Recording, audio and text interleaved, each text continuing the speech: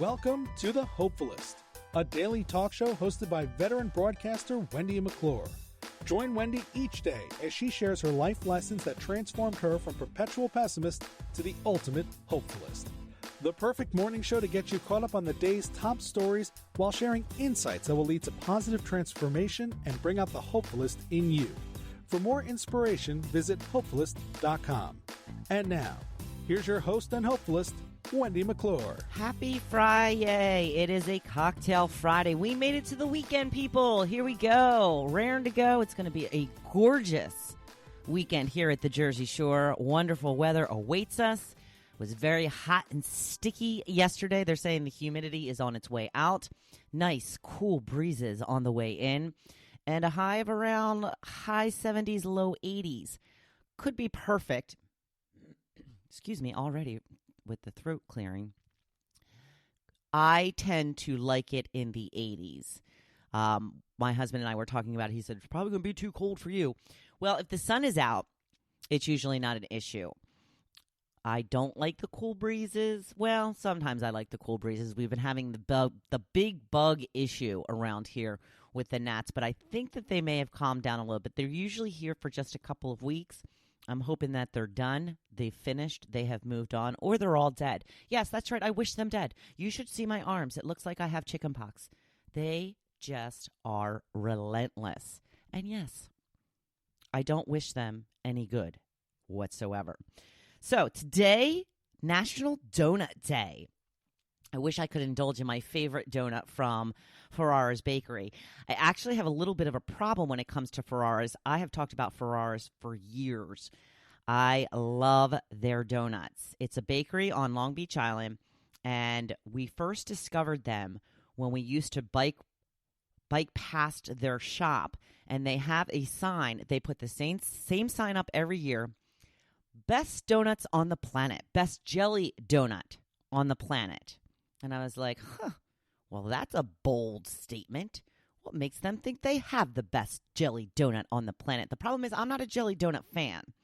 I am a vanilla cream donut fan. So we used to ride past it on our bike all the time. And one year for my husband's birthday, I went in to get him a jelly donut so he could determine whether their claims were true. Best jelly donut on the planet. Who do they think they are? So I got him a regular jelly. Well, here's how it went. I walked in, and they have a bakery case like most bakeries would, and they have all different donuts in there and cakes and cookies and all kinds of stuff. And then behind them, oh, something just booped on my computer. Did you hear that? I'm sorry about that. I don't know what it was. So I went in. And I think that is my Facebook page. I think somebody is messaging me. Yep, that's what it is. Sorry about that, people. But that is my friend Anastasia, who is helping me with my website, which I will get to. So if you're hearing that noise, I apologize. If you're not hearing that noise and I keep referring to it, I apologize. Back to my story.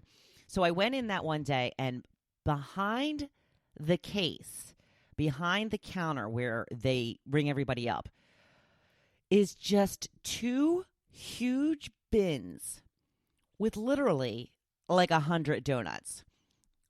They're all jelly. One is powdered. One is sugared. So apparently their marketing is working. People are coming in and buying jelly donuts by the droves. So I bought a jelly donut, a regular jelly donut for Joe, and they also have a peanut butter and jelly donut, which is just a regular jelly donut, and then they slather peanut butter on top of it. And I bought them both for him, and he said they were pretty good. He said, as jelly donuts go, it's pretty good. Here's the secret with Ferrara's. They stuff about 5 times the amount of stuffing you would find in a regular donut. Now, they have ruined me for Dunkin' Donuts forever, because if I were to eat a Dunkin' vanilla cream donut at this point, I'd be like, okay, where is the freaking vanilla cream? It's like one bite of vanilla cream and the rest is, donut. Donut. Who just wants a plain old donut? So they have so much stuffing in their donuts. Joe actually says he thinks it's too much jelly.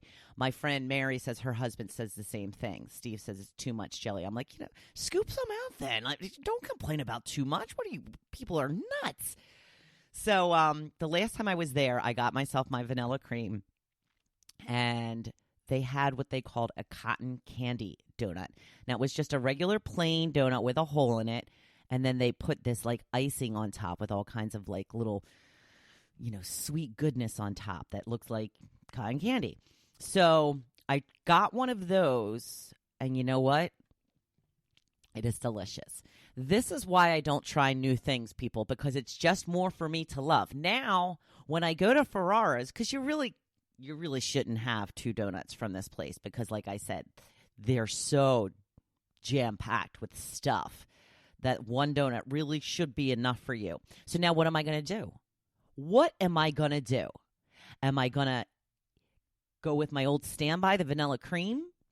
Or am I going to go with the newbie, the cotton candy donut? It's a pickle. And speaking of pickle, I'm going to get to pickleball in just a little bit. So moving on, I am very, very excited. I've been holding it in my hand this whole time. I got my business cards in the mail. I was a little nervous because I thought that maybe they were going to come out a little bit blurry. I used a company called Vistaprint. You've probably seen their commercials. And I tried to do it myself because I have my logo, and I was trying to, but the logo was way too big for the card the way that I was trying to upload it, and I couldn't figure out how to, scale it to the right size and all of that. So they have a service where they will design the card for you for $5. $5. So I was like, you know what? For $5, have at it. I told them what I wanted. They came back with 2 options. Neither one of them anything like I said that I wanted, but I love them.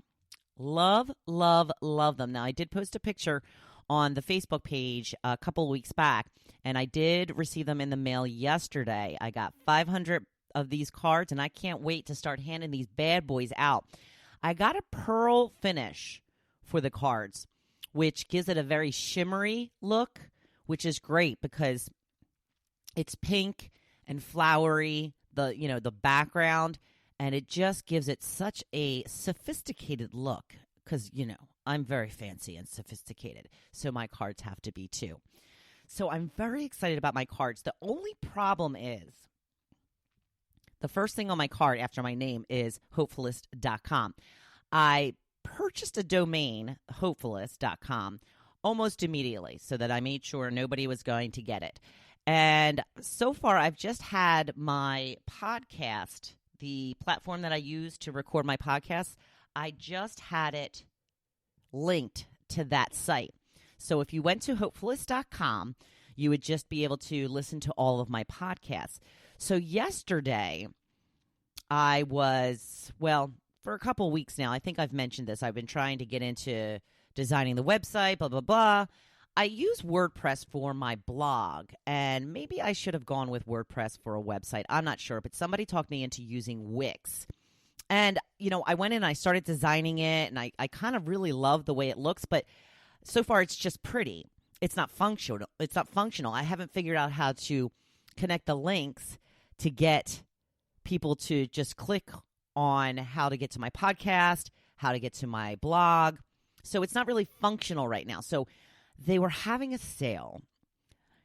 God, I love me a sale. 50% off for the first year.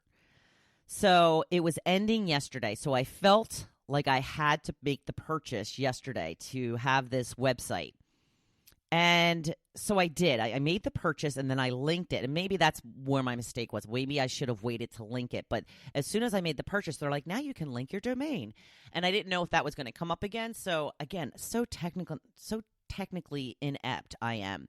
So I'm like, all right, I should link it now. So I did. And I figured since my website is not live yet, because I haven't published it, I'm just working on it still, that it would still just go with what was already on there, which was just my podcast. But I looked it up this morning, and it just says, yeah, this website is not active or something to that effect. And I'm like, oh, jeez.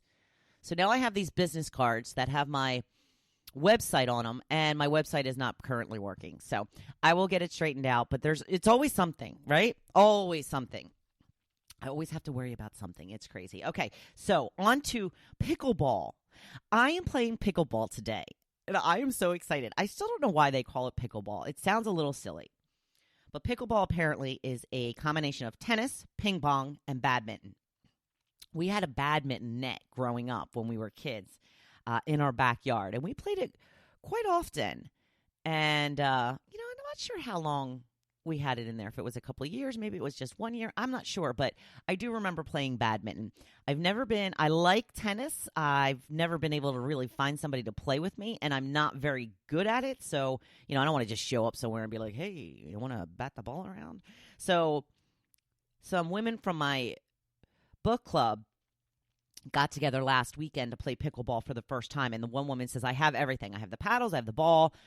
We're going to go over it and all that. But I wasn't here last weekend, so I didn't get to go. So they are meeting up again today at 9 a.m. to play pickleball. And I am so excited. And the only problem is I did my leg workout yesterday, and I can barely walk. We will see. We will see. Maybe I'm going to suck at this. It's okay if I do, especially at first, because you know what? I don't know what I'm doing. So it's only expected that I would suck. But we'll see how much I enjoy it. I think it's going to be fun. It's a great cardio workout. And I'm really excited about this. Pickleball. They just put in a new court in our little park down the street a couple of weeks ago. And I am super, super excited. So I have changed up a little bit where I used to write everything down, and now I'm trying to just go to my stories that I want to talk about on my iPad. So if it's taking me a little longer to transition, that is why. I wanted to tell you about this company that wants to pay you $1,000 to use a flip phone for a week. Now, somebody had posted this on Facebook last night and tagged a friend of ours, Gary, who still has an actual flip phone. And we always make fun of him and tell him how long it takes him to get back to us for texts and so, because he doesn't have a smartphone. So he still has to go back to that, number, punch in the number 4 times to get to the letter that he wants to do. Remember those days? Would you go back? I'm not so sure I would.